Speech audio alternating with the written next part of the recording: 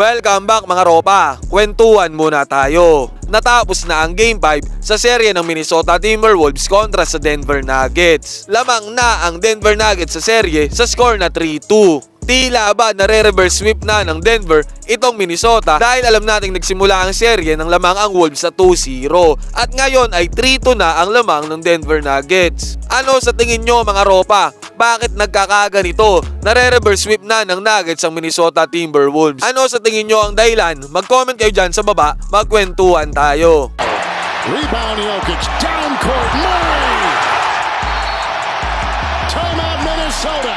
Natapos ang game sa score na 112-97. Tambako lang Minnesota Timberwolves. Pero ano ang naging dahilan? Bakit natambakan ng Minnesota Timberwolves ng ganyan sa napaka-importanting game na Game 5? Nanguna si Nikola Jokic para sa Denver Nuggets with 40 points, 13 assists at 7 rebounds. Halos triple-double yan mga ropa. Napakalaki ng role ni Nikola Jokic para sa pagkapanalo ng Denver Nuggets na ito. Siyempre katulong niya dyan ang kanyang duo na si Aaron Gordon with 18 points, 5 assists at 10 rebounds. Samantala si Jamal Murray at KCP naman ay nag-ambag ng tig 16 points at tig 4 assists. Kahit tahimik ang offensive night ni Michael Porter Jr., nakagawa lamang siya ng 6 points with 1 assist at 7 rebounds. Samantalang sa kupunan naman ng natalo, nanguna si Karl Anthony Towns with 23 points, 4 assists at 6 rebounds. Sinundan siya ni Anthony Edwards with 18 points, 9 assists at 4 rebounds. Samantalang si Rudy Gobert naman ay nakakuha din ng 18 points, 3 assists at 11 rebounds. In terms of production mga ropa,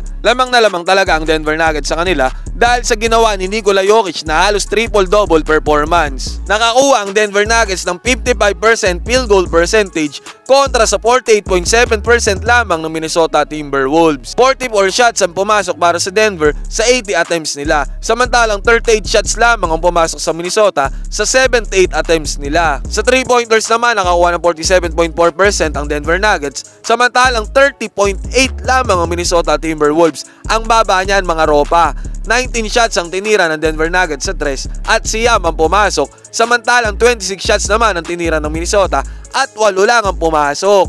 Lumamang naman ang bahagya sa total rebounds ang Denver with 38 at 33 lamang sa Minnesota. In terms of assists naman ay parehong naka 30 assists ang dalawang koponan.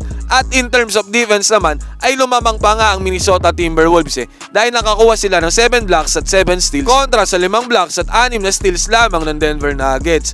Ngunit sa turnover ay nagkaroon ng 14 turnovers ang Minnesota kontra sa 11 lamang ng Denver. It clearly shows na dikit naman talaga ang laban mga ropa in terms of stats. Pero yung Nikola Jokic talaga ang main factor ng Denver Nuggets kung bakit nakuha nila ang Game 5. Kinarne at pinaglaruan ba naman ang depensa ng Defensive Player of the Year na si Rudy Gobert Kayo mga ropa, anong say nyo? What are your thoughts about sa Game 5? Ano ang dapat gawing adjustment ng Minnesota para manalo sila sa Game 6? Mag-comment kayo dyan sa baba, magkwentuhan tayo.